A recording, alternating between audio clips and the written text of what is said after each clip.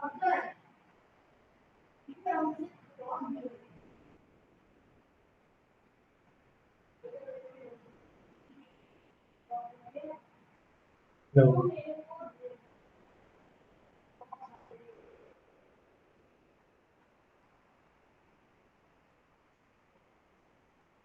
So just a revision to the Rankine and Van der Waals cycle.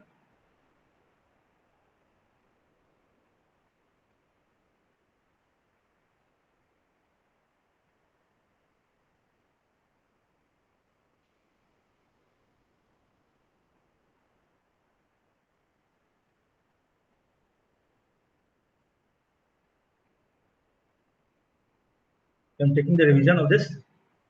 In this, we have studied there are four components in a vapor power cycle.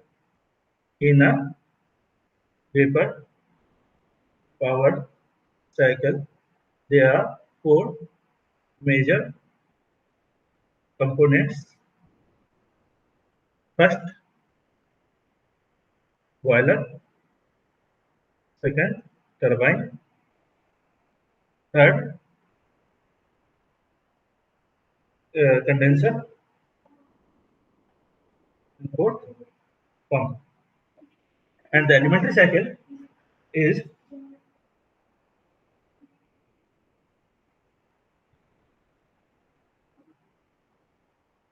cycle is Carnot cycle. Carnot cycle is the idle cycle for the system. So this is a boiler. The steam will be generated and that will go to the turbine where it will expand and supply the certain amount of power. From here it goes to the condenser, it is the turbine, steam turbine. Steam turbine. From here it goes to the condenser. And from here it is pumped to the boiler. This is the four major components. The four major components are the boiler, turbine, condenser, and pump. The idle cycle will be given by TS diagram.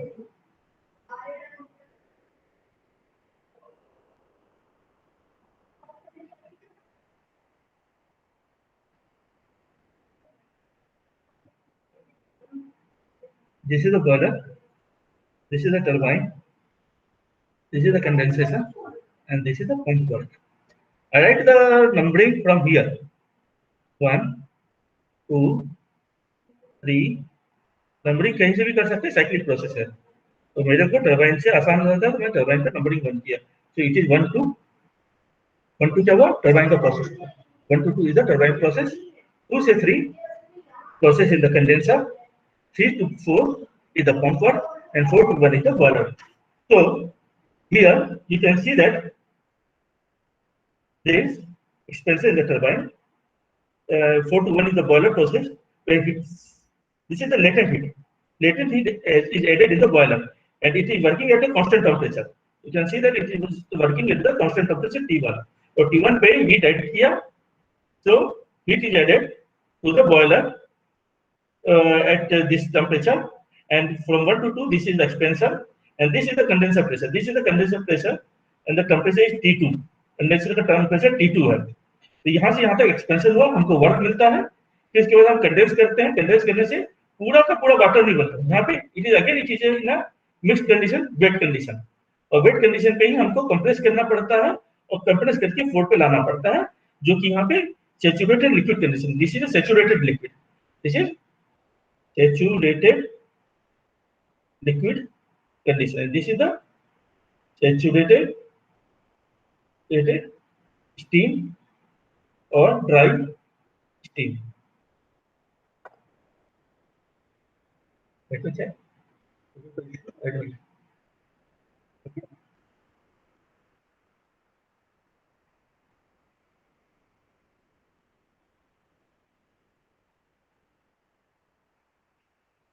So this is the Carnot cycle. This is the Carnot cycle. Carnot cycle में दो isothermal process, ये isothermal process, ये isothermal process है, और ये constant entropy process है। Entropy यहाँ constant है, यहाँ एंट्रोपी कांस्टेंट है। Isentropic process, this is isentropic. So we are having two isentropic process, two isentropic processes and two isothermal process। तो इसमें नहीं आ रहा, स्क्रीन में एकदम बाहर जा रहा है। आइसेंट्रोपिक प्रोसेस है, दो आइसोथर्मल प्रोसेस है। So this is the Carnot cycle, this is the Carnot cycle.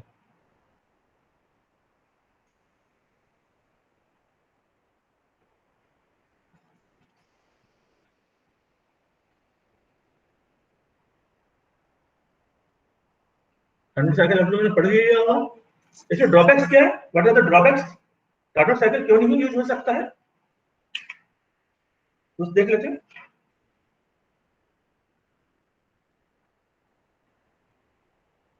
Carnot cycle क्यों नहीं यूज हो सकता है? लेट अस सी लिमिटेशंस।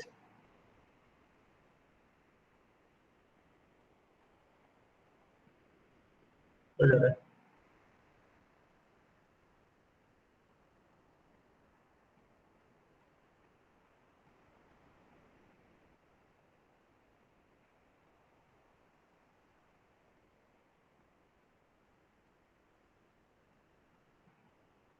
कार्नोट साइकिल की लिमिटेशंस क्या है? पहला, जब अपन ने जो ड्राइंग बनाया था कार्नोट साइकिल का, यहाँ पे condensation has to be stopped at point 3। Point 3 पे कंडेंसेशन रोकना पड़ता है, जिससे कि जब कंप्रेस करें तो यहाँ पे it becomes a saturated liquid. यहाँ पे कंडेंसेशन को रोकना it is quite difficult, very difficult. ये पॉइंट को हम लोकेट करके यहाँ पे कंडेंसेशन रोक दें, क्योंकि अगर जरा भी इधर होगा तो ये इस कंडीशन पे आ जाएगा, और यहाँ होगा तो ये यहाँ आएगा। सो द वर्क विल, यहाँ वर्क रिड्यूस हो जाएगा, और यहाँ पे भी वर्क रिड्यूस हो जाएगा, क्योंकि ये इधर जाके ऐसा जाएगा। फिर तो इस तरह से करना पड़ेगा, तो यहाँ पे एनर्जी लग जाएगी। तो दोनों में ही हमारे दिक्कत है। और जो आइडियल कंडीशन हम चाहते हैं कि यहाँ पे लिक्विड हो जाए, तो पंप वर्क कम हो जाएगा। यहाँ आइडियल कंडीशन होगा तो पंप वर्क सबसे कम हो जाएगा। तो हम चाहते हैं कि इसको यहाँ तक लाया जाए, और सिर्फ सैचुरेटेड लिक्विड को हम बॉयल में भेजें। तो हम इस तरह का चाहते हैं, हमारी रिक्वायरमेंट ऐसी है, न कि ऐसी।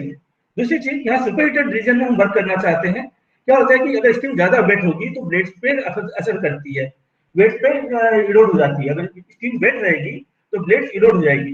तो हम यहाँ पर जब एक्सपेंशन करते हैं तो बहुत दूर तक एक्सपेंशन नहीं कर पाते, ये हमारी लिमिटेशन है। अगर हाई प्रेशर करेंगे तो जैसे हम इस तरह से और हाई प्रेशर कर देते हैं, टेम्परेचर हाई कर देते हैं, तो हमारे यहाँ पे स्टीम और ज्यादा वेट हो जाएगी। Will have a more weight steam over here, ज्यादा स्टीम वेट हो जाएगी।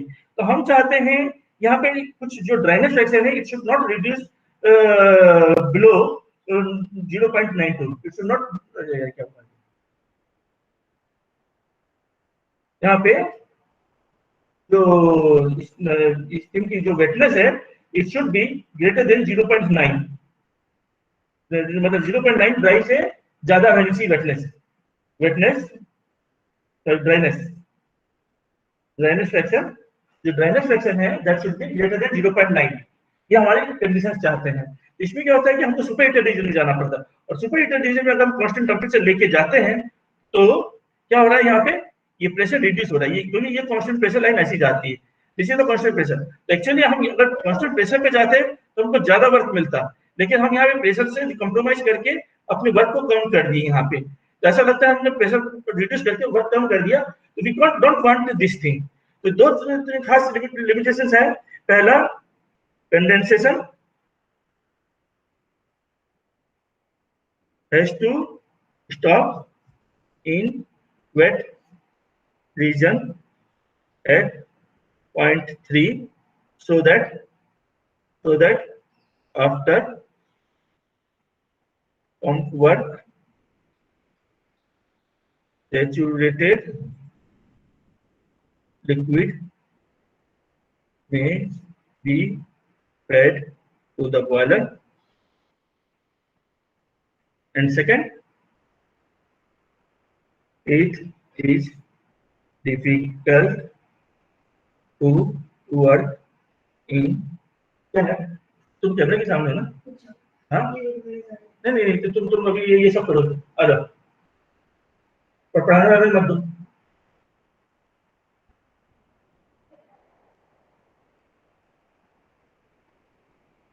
It is difficult to work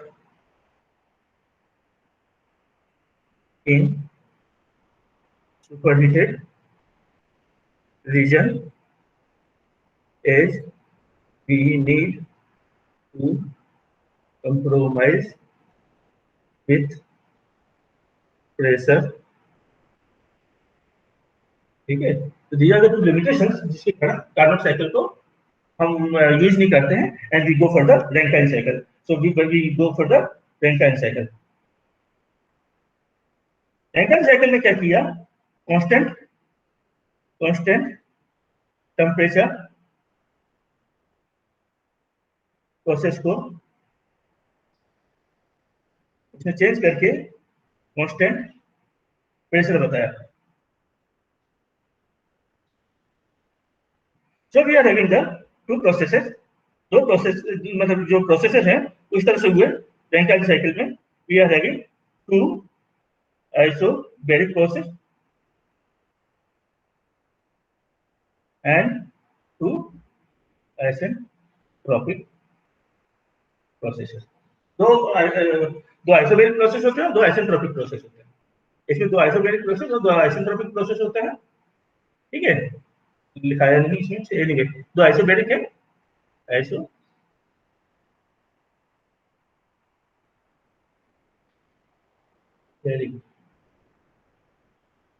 isobaric process, isobaric processes and two isentropic processes. तो ये प्रोसेस होंगे, इसकी साइकिल कुछ इस तरह की बनेगी। पेज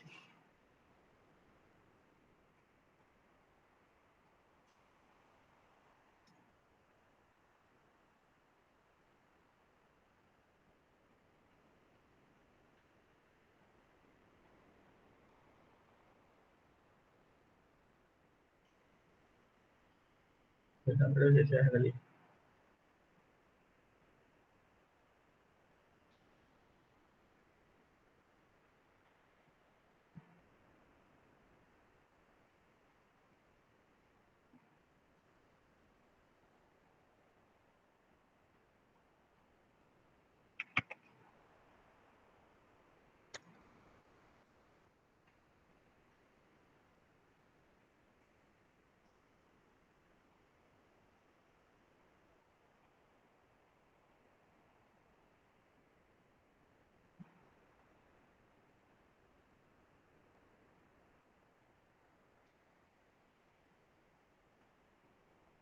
नेक्स्ट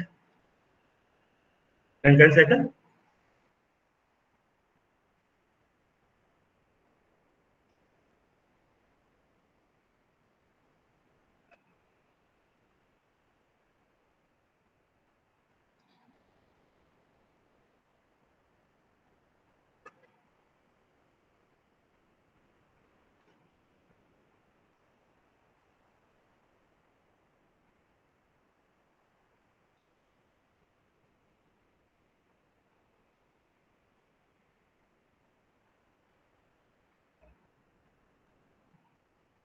रैंकाइन साइकिल में क्या होगा,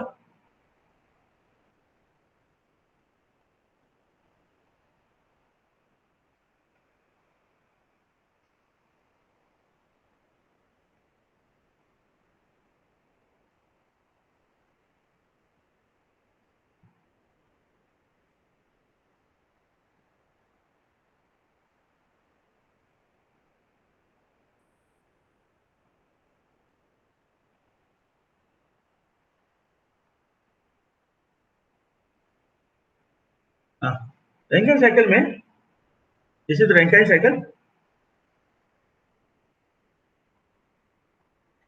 यहाँ से इसमें वही बॉयलर में एक्सपेंशन यहाँ से भी हो सकता है, यहाँ से भी कर सकते हैं, जैसा चाहें। तो यहाँ पे जब हम एक्सपेंशन करते हैं तो हम यहाँ भी एक्सपेंशन कर सकते हैं, इन 1 से 2 टरबाइन में 1 से 2 एक्सपेंशन किया जा सकता है। और अगर हम चाहें तो सुपर हीटेड रीजन में भी जाके वर्क कर सकते हैं। तो यहाँ पे आप देख सकते हैं स्टीम ड्राई हो गई, कंप्लीटली ड्राई। और चाहे तो थोड़ा सा इधर भी कर सकते हैं, तो हमारी मर्जी है हम कहाँ पे सुपर हीटेड रीजन में भी आसानी से वर्क कर सकते हैं। We can operate in the super heated region, we can work in the super heated reason.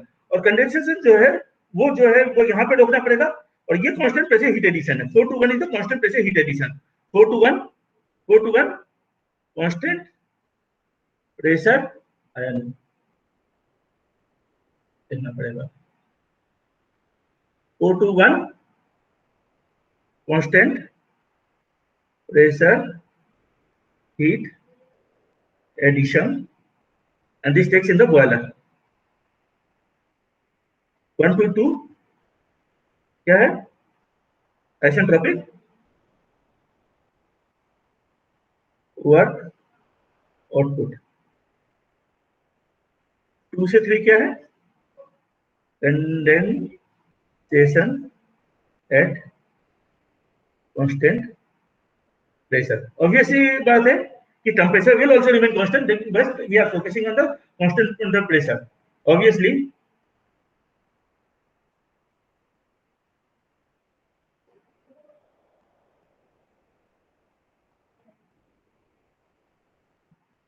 Temperature भी कांस्टेंट है, टेम्परेचर भी कांस्टेंट है। Then 3 to 4 pump work.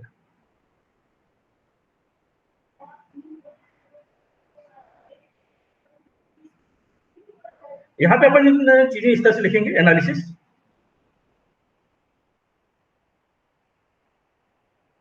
Heat addition कितना हुआ? हायर कौन सा? 1 और लोअर क्या है? 4।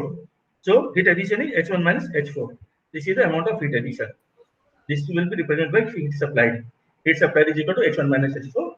H1 minus H4, H1 का एंथैल्पी ज्यादा है और H4 का कम है। ठीक है। फिर work output,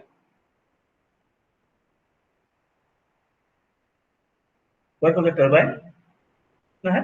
H1 minus H2। This is the work of the turbine. H1 minus H2 is the work of the turbine. Heat rejected,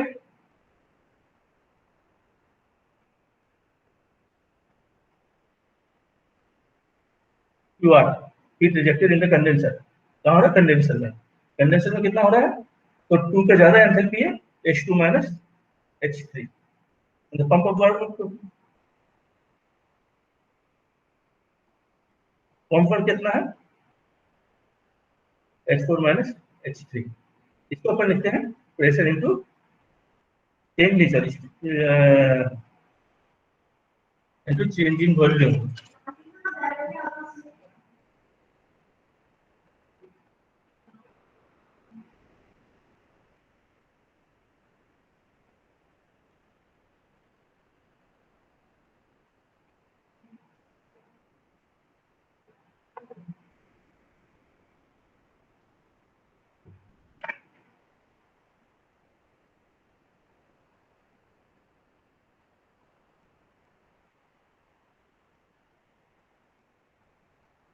ये होगा work of pump. Work of pump usually comparatively बहुत कम रहता है। 2 वाट से 4 वाट, ऐसा 2 वाट 4 वाट तो कई बार reject भी कर देते, इग्नोर भी कर देते। We can ignore the pump work. So the efficiency of the Rankine cycle, efficiency of the Rankine cycle, Rankine cycle की एफिशिएंसी कितनी हुई? नेटवर्क, पर नेक्स्ट पेज पे लिखेंगे, थोड़ा आगे लिखें।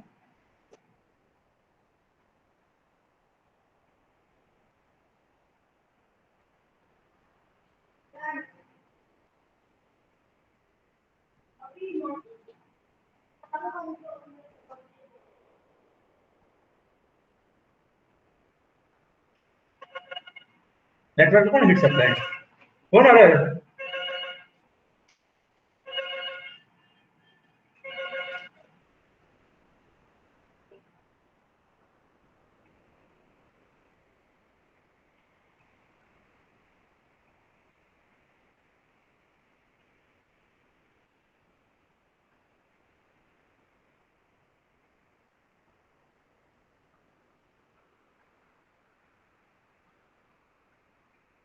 तो efficiency is equal to net work upon heat supply. तो कितना हो जाएगा?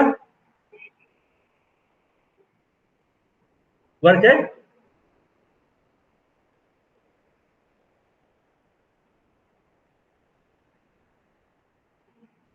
इज इक्वल टू वर्क कितना है, work of the turbine minus work of the pump upon heat supplied, heat supplied ये हो जाएगा work of the turbine is equal to H1 minus H2, गड़बड़ हो गई है।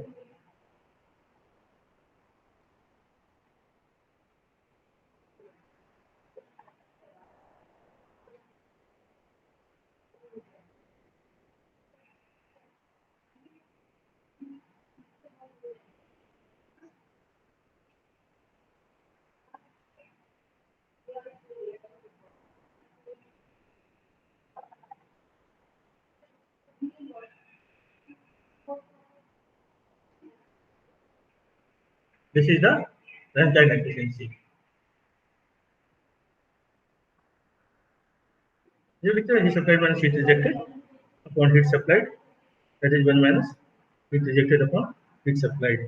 ऐसा भी लिख सकते हैं, इसको अपन और लिख सकते हैं H1 minus H2 minus work of pump upon heat supplied कितना है, H1 minus H4, H1 minus H2 minus work of pump upon H1 minus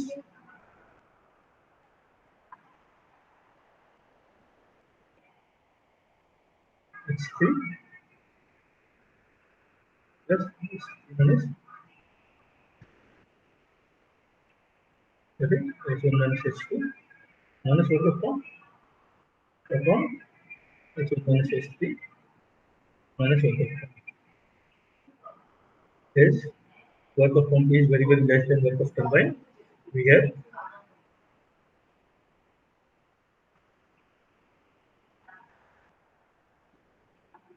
H1 minus H2 upon H1 minus H3.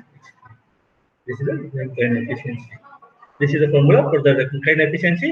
अगर टाइम कम दिया है तो we have to follow this formula. अगर time है तो we can go for this formula. Depend करता है अपने पास टाइम कितना है।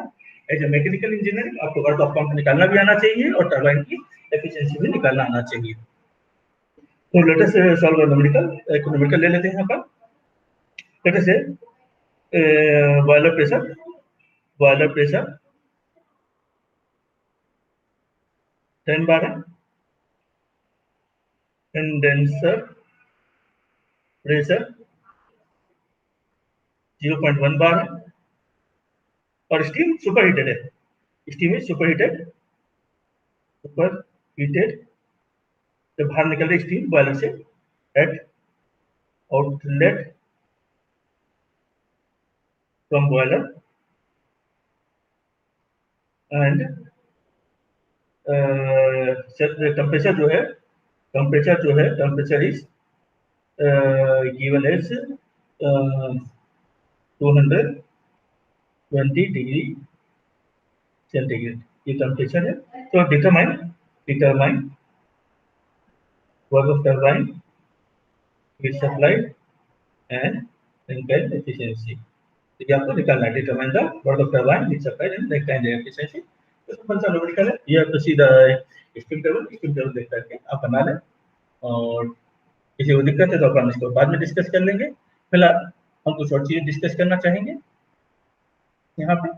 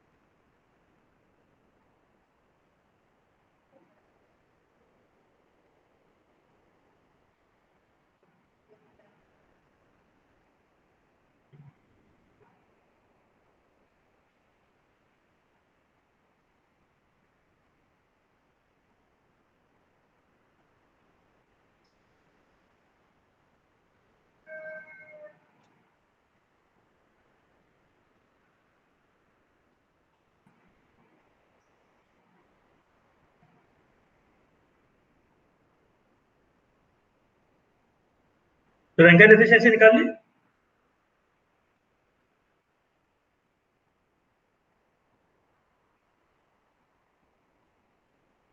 अब अपने को एफिशिएंसी को इंक्रीज करना है। How to increase the efficiency? Method to increase the efficiency.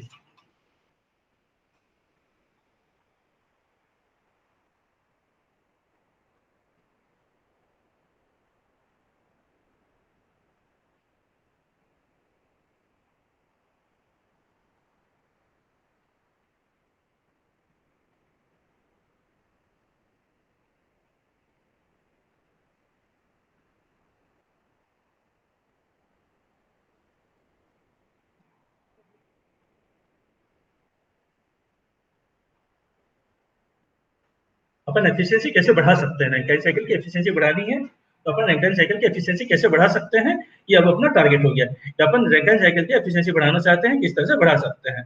तो पहला है सुपरहीट।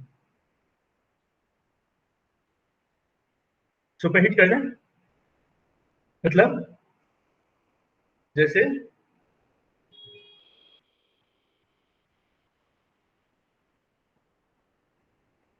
अभी साइकिल अपनी ऐसी आ रही है,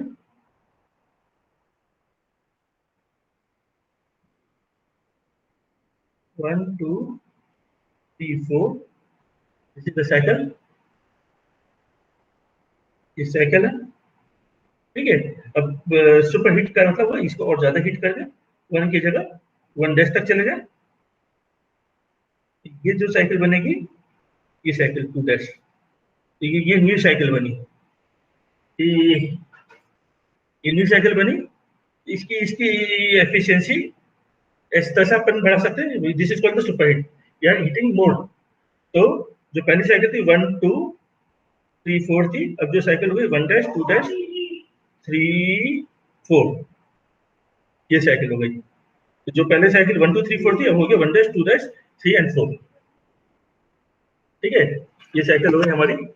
एक बीच में चीजें बताना चाहूंगा मैं यहाँ पे।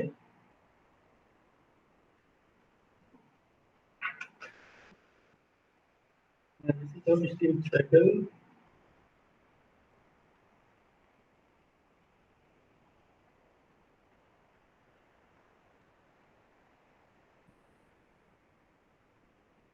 टर्मिनोलॉजी पहले आप सीख लीजिए, एक आप टर्मिनोलॉजी सीख लीजिए। What is the steam rate? Steam rate,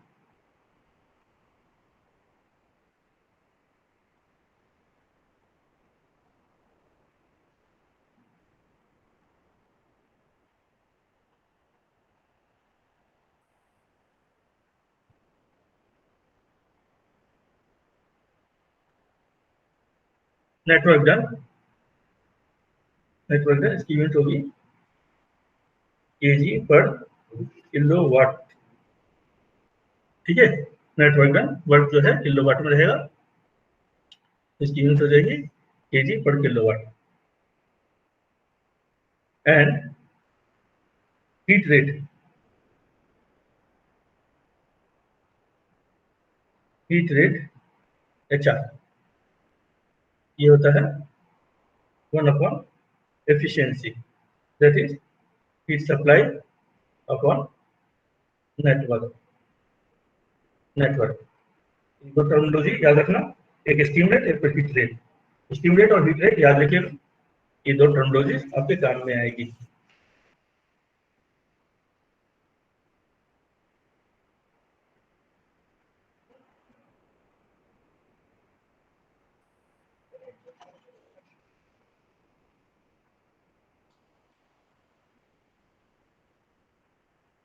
तो सुपर हीट कर सकते हैं, सुपर हीट करके बढ़ा सकते हैं एफिशिएंसी, या फिर अपन मैक्सिमम प्रेशर, अपन ने इसको कंपेयर नहीं किया ना, कार्नोट साइकिल एफिशिएंसी और इसकी एफिशिएंसी।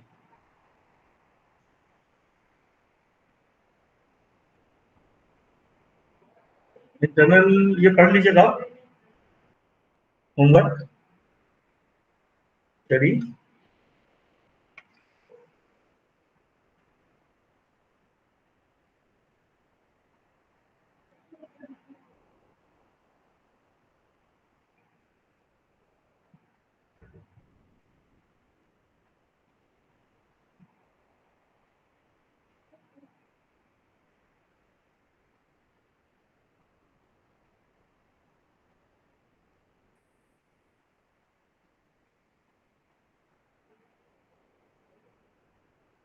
इसमें क्या है कि बेसिकली इंटरनली क्या क्या लॉसेज होते हैं और एक्सटर्नल क्या लॉसेज होते हैं, उसके बारे में डिस्कस करते हैं। कि जैसे जो रैंकिन साइकिल है, अपन ने बना तो दिया इस तरह से रैंकिन साइकिल 1 2 3 4। इसमें जरूरी नहीं कि ये प्रेशर यहाँ पे कहीं प्रेशर लॉस होगा तो ये एक्सपेंशन यहाँ से ना होकर के थोड़ी सी नीचे से हो जाएगा, तो वो ये लॉसेज हो जाएंगे। तो अगर किसी कारण से ये प्रेशर ना अप डाउन हुआ, यहाँ प्रेशर का लॉस हुआ, तो that will be the loss. इस तरह की इंटरनल रिवर्सिबिलिटी।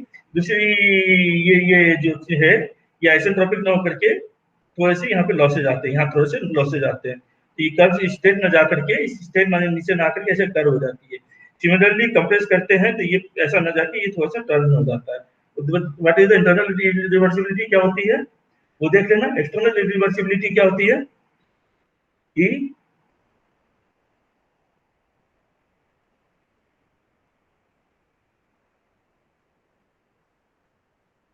ये टेम्परेचर है, ये ना फ्लू गैस का टेम्परेचर है।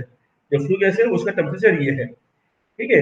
फ्लू गैस ठंडी होगी और ये बॉयलर में हीट गेन करेगा, ये हीट गेन करेगा और ये फ्लू गैसेस कम होगी। तो ये जो है यहाँ पे सबसे मिनिमम टेम्परेचर का डिफरेंस होता है।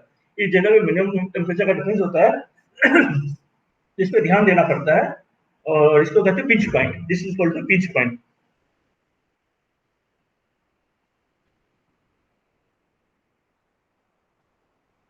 तो इसको आप पढ़ लेना क्या होता है पिंच पॉइंट।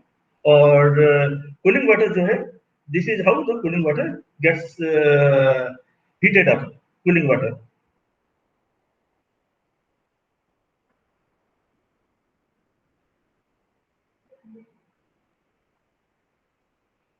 तो ये दोनों कर्व हैं इसके लिए कि फ्लू गैसेस कैसे है, और इसके कारण इस पे क्या इतना असर पड़ता है साइकिल में, उसको पढ़ लीजिएगा। That is called external irreversible Rankine cycle. External irreversible Rankine cycle, इसके बारे में आप पढ़ लीजिएगा उसमें।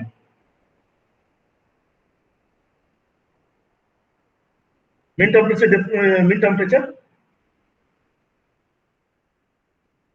मीन टेम्परेचर क्या होता है?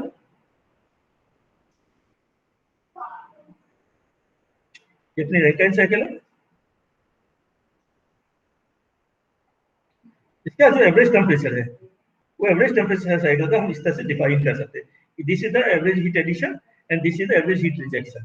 तो जो साइकिल जो नहीं बनेगी, दैट इज 5 6 7 6, ये रहा 6, यहाँ पे 6 7 and 8। so area of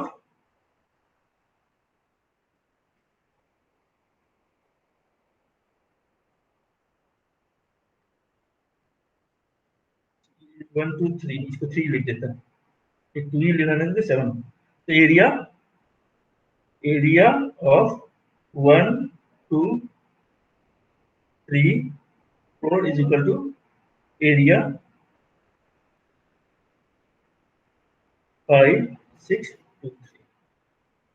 ये दोनों एरिया सेम रहेगी, 5 6 2 3 और 4 1 2 3। अगर इधर 4 1 2 3 4 1 2 3, एरिया जो है 4 1 2 3 की एरिया 5 6 2 3 की एरिया के बराबर रहेगी। 5 6 2 3 इसके एरिया के बराबर रहेगी। तो this is called the mean temperature difference. इसको कहते हैं mean temperature difference, mean temperature of heat addition, of heat heat addition. Basically mean temperature of heat addition को इंक्रीज करना, we want to increase the mean temperature of heat addition. अगर mean temperature of heat addition हम increase कर दें, सो जो अपन पढ़ रहे थे फिर से एक बार रिव्यू करते हैं। अपन बात कर रहे थे मेथड,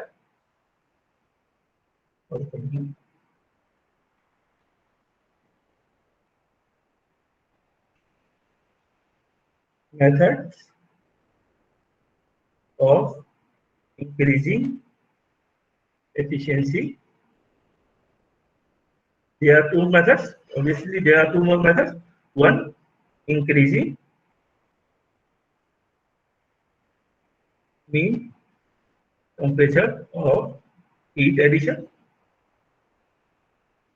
दूसरा, decreasing mean temperature of heat rejection. Heat rejection हम कम कर दें और हीट एडिशन को इंक्रीज कर दें। तो दे आर टू मेथड्स, दो तरीके से हो सकता है। क्या जितना ज्यादा हीट एडिशन मीन टेम्परेचर पे हीट एडिट करेंगे उतना ज्यादा अच्छा है, और रिजेक्शन के लिए भी जितना हम लोअर साइड में ले आए उतना अच्छा है। तो they are two methods of increasing the efficiency. दो मेथड्स हैं इन इंक्रीज करने के। जितना लोअर कंडेंसर प्रेशर होगा उतना अच्छा है। तो कंडेंसर प्रेशर हम एटमॉस्फेरिक प्रेशर से नीचे लाते हैं। ये कितना रहता है एटमॉस्फेरिक से, ये क्या है, ये जो टेम्परेचर है ये रिड्यूस करना चाहिए। तो कंडेंसर टेम्परेचर हम रिड्यूस करना चाहते हैं, तो एटमॉस्फेरिक प्रेशर से एटमॉस्फेरिक प्रेशर कितना है, 1 बार। तो हम इसको absolute zero, we can not obtain absolute zero, we can not obtain absolute zero pressure, लेकिन जितना कम ले आएंगे 0.1 बार वहां तक ले आते हैं। जितना नीचे ले आएंगे उतना अच्छा है। ये जितना नीचे ले जाएंगे उतना अच्छा है। और ये टेम्परेचर हीट एडिशन, जितना ऊपर ले जाए उतना अच्छा है। लेकिन जब ऊपर ले जाते हैं तो क्या होता है, मटेरियल प्रॉपर्टीज,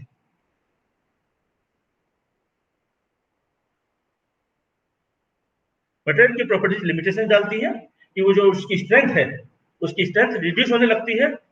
मटेरियल की हाई टेम्परेचर हाई प्रेशर वो अपनी स्ट्रेंथ रिड्यूस करने लगता है। तो यहाँ पे भी we are having limitations, so there are limitations. हम जितना चाहे उतना टेम्परेचर नहीं ले जा सकते, क्योंकि कहीं ना कहीं बॉयलर में हमको करना है, तो बॉयलर की क्या मटेरियल उतना स्ट्रांग होना चाहिए। और तो हमारे भी एक लिमिटेशन है, उसके बियॉन्ड हम उसको टेम्परेचर को इंक्रीज नहीं कर सकते। तो they are the limitations in the increase of the temperature and the decrease in the minimum temperature. तो ये मिन टेम्परेचर के इंक्रीज या डिक्रीज के लिए हमारे पास लिमिटेशंस है। बहुत ज्यादा ऊपर या बहुत ज्यादा नीचे नहीं ले जा सकते हैं। नाउ कमिंग टू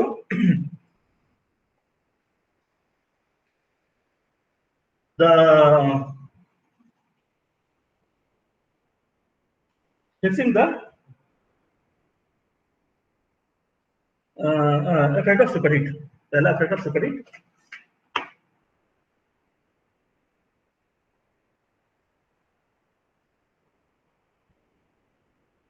superheat आपको बता दिया था कि superheat करेंगे तो basically we are increasing the mean temperature of heat addition. देखिए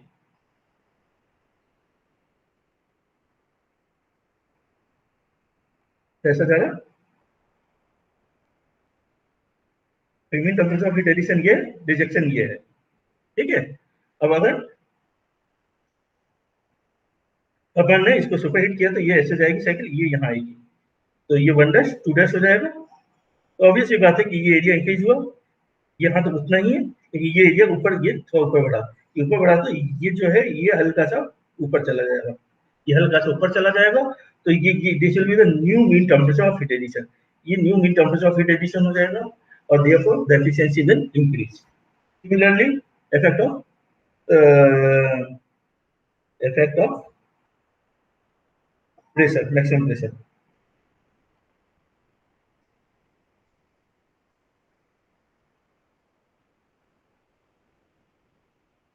रैंकिन साइकिल, और अगर अपन ने प्रेशर बढ़ा दिया तो रैंकिन साइकिल कैसे हो जाएगी, ऐसी हो जाएगी। और इसको यहाँ ऐसे लाता हूँ। तो पहले ये थी साइकिल, टेम्परेचर सेम है, आप देख सकते हैं मैक्सिमम टेम्परेचर सेम है, लेकिन पहले जो ये mean temperature of heat addition इतना था, अब वो इंक्रीज हो गया, क्योंकि ये यहाँ पे ऐसा आ गया। तो ये mean temperature of heat addition increase हो जाता है टीएस से, और रिजेक्शन यही है, रिजेक्शन में कोई अंतर नहीं आया। तो ये mean temperature of heat addition यहाँ से बढ़ के ऊपर चला गया, क्योंकि पहले ये जो साइकिल थी ये ऐसी थी, वो बड़ी वाली साइकिल हो गई।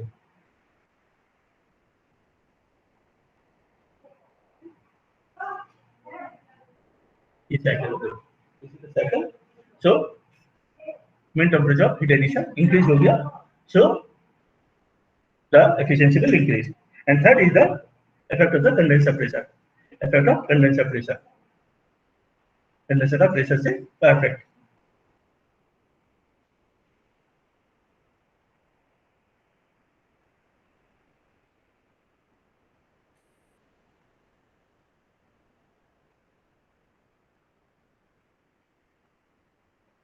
मैं बना देता हूँ।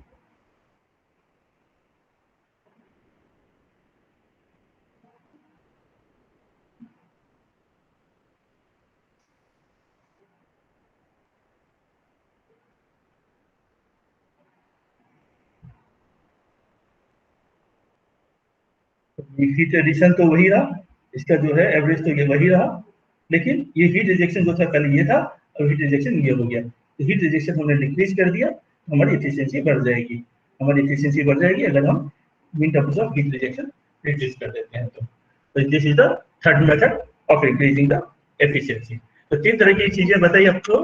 हीट एडिशन, ये कैसे अपन एफिशिएंसी इंक्रीज कर सकते हैं। एक है mean temperature of heat addition, mean temperature of heat rejection and sorry mean temperature of heat addition increase करने के लिए दो हैं, इसे effect of superheat and maximum temperature, effect of maximum pressure. तो इन दो मेथड से mean temperature of heat addition increase होगा और इससे mean temperature of heat rejection decrease होगा। तो ये हीट एडिशन के लिए है और ये रिजेक्शन के लिए है। ठीक, what is our next topic. इसमें किसी को कुछ पूछना तो पूछ लीजिए, नहीं तो अपन आगे बढ़ते हैं।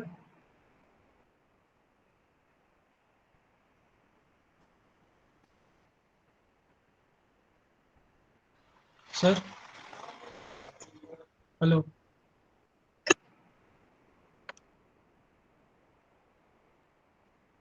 अब क्या है कि आपने सोचा कि we want to increase efficiency by increasing the pressure और द टेम्परेचर।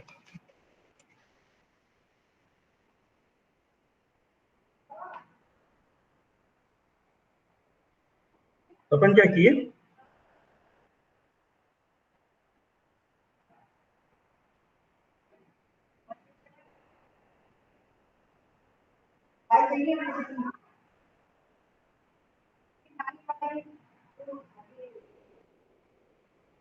ये अपने रैंकिन साइकिल है। अपन ने सोचा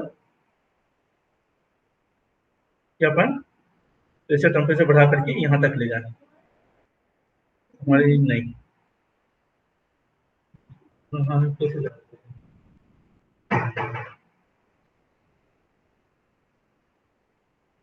ये हमारी साइकिल है, 1 2 3 4। जैसा आपको पहले बताया था कि ये कंडेंसेशन अपन बहुत ज्यादा रिड्यूस नहीं कर सकते, कंडेंसेशन बहुत ज्यादा रिड्यूस नहीं कर सकते, यहाँ पे ड्राइनेज फ्रैक्शन बहुत कम हो जाता है।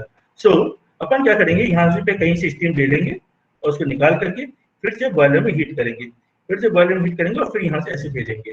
So the cycle will become like this will B 2। Cycle बन जाएगी, दोबारा बना लेते हैं, नई नंबरिंग कर लेते हैं।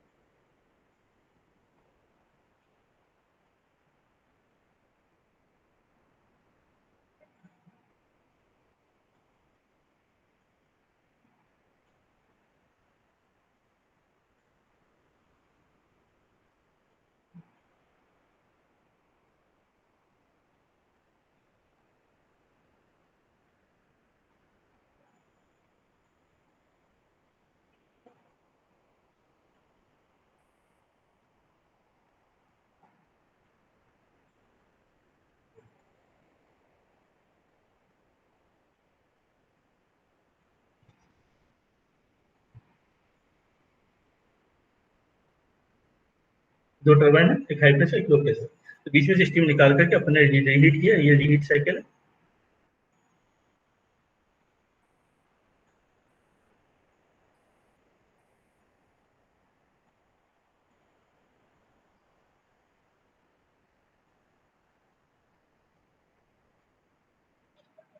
ये फिर रीहीट साइकिल है।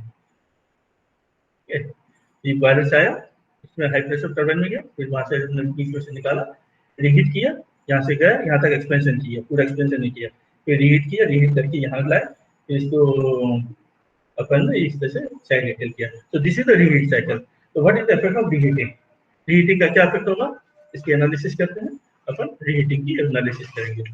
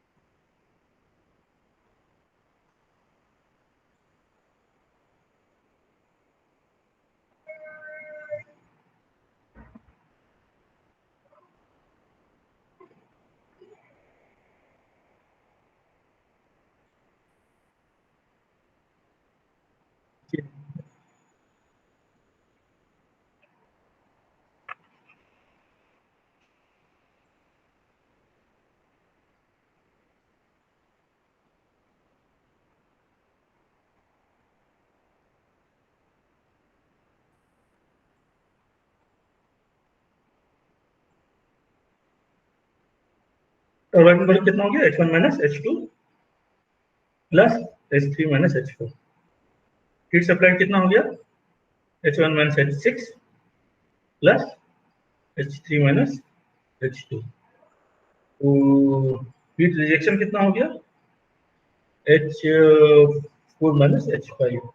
एंड वर्क ऑफ फॉर्म कितना हो गया, VF5 into P1 minus P4। So required efficiency will be equal to work of turbine minus work of pump upon heat supplied।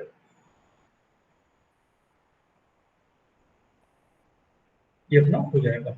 तो अब देख सकते हैं कि वर्क ऑफ टर्बाइन इंक्रीज हुआ है, कुछ पार्ट वर्क ऑफ टर्बाइन का इंक्रीज होगा, क्योंकि जो एक्सपेंशन हो रहा था सिंगल स्टेज में उसका ज्यादा एक्सपेंशन हुआ है। इसका अगर हम वो डायग्राम बनाएं, TS diagram, HS chart,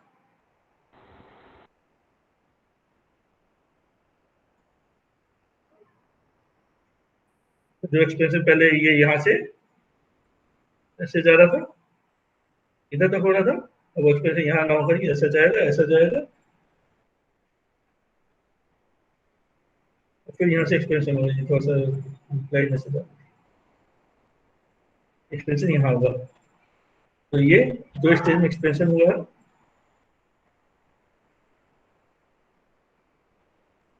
wait reason में आएगा 1 2, उसके बाद 3 4।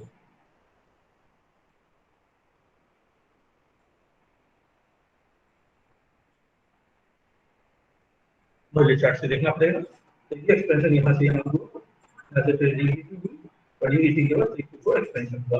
तो यहाँ पे find the enthalpy at all the selling points, और उसके बाद अपन इसके एनालिसिस कर सकते हैं। ठीक है, तो अब आती है बात, क्या अपन इनफाइनाइट नंबर ऑफ लीटर्स लगा सकते हैं? Can be use right?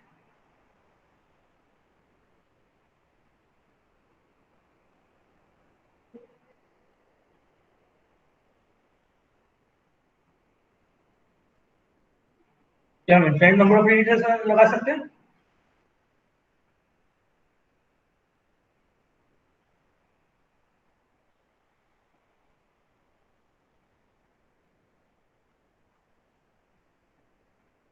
नहीं। क्या होता है कि इसके स्ट्रेस पड़ता है, स्ट्रेस पड़ने के कारण you can not use the infinite number of heaters. तो usually it is limited to 2 से 3। दो लगा लीजिए, मैक्सिमम दो से ज्यादा नहीं लगाते, जनरली लिमिटेड टू 2 लिखिए।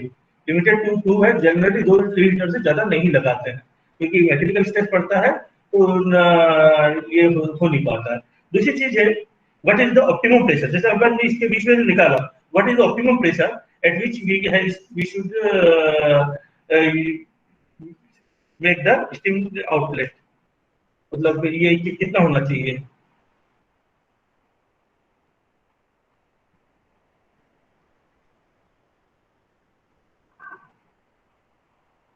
optimum reheat pressure. What should be the optimum reheat pressure? Optimum reheat pressure कितना होना चाहिए इसकी बात करते हैं कि reheat में तो ये जो निकालना है स्टीम वो किस जगह से निकालना है, ये अपन जो स्टीम निकाल रहे हैं तो the optimum pressure is mostly 0.2 to 0.25 of initial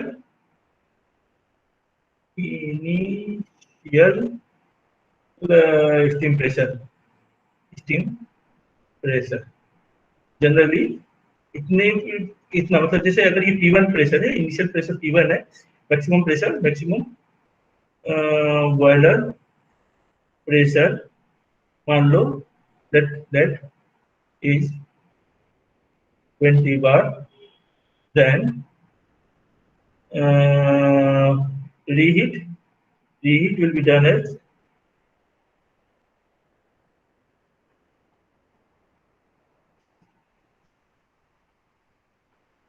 20 into 0.2, that is 441, and then condenser will get 0.1 bar.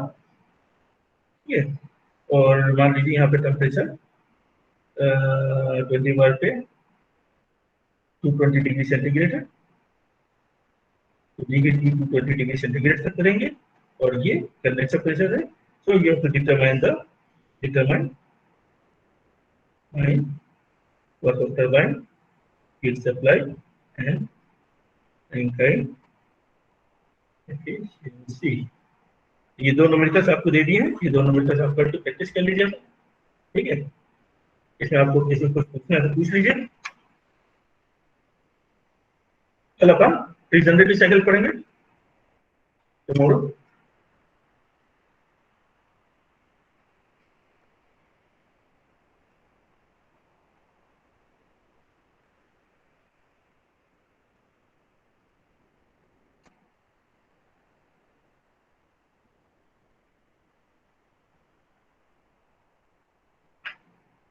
कल अपन रिजनरेटिव साइकिल पढ़ेंगे. तो I am closing this lecture over here. अपन मैं यहीं पे लेक्चर को खत्म कर रहा हूँ.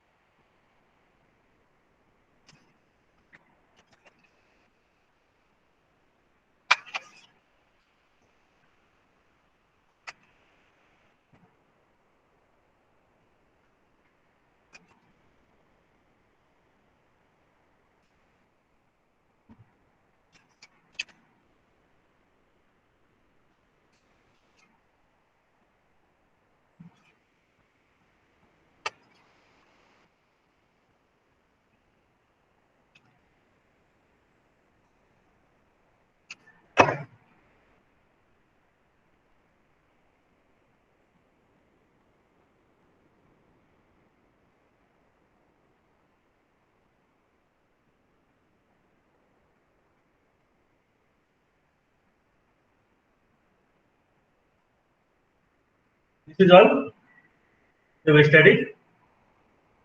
Okay. In the class,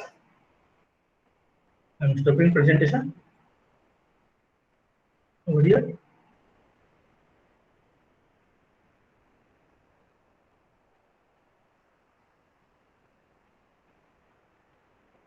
मैं चाह रहा था कोई क्लास में मॉनिटर के रूप में communication between the students and my self कोई कंट्रोल करे तो कौन कर सकता है. मैंने मैसेज भी किया था, कोई आगे आया नहीं उसमें कि हम करना चाहते हैं करके, बोला नहीं. Anyway, I think I have to find out someone. CR कौन बनना चाहेगा क्लास का सीआर कौन बनना चाहेगा?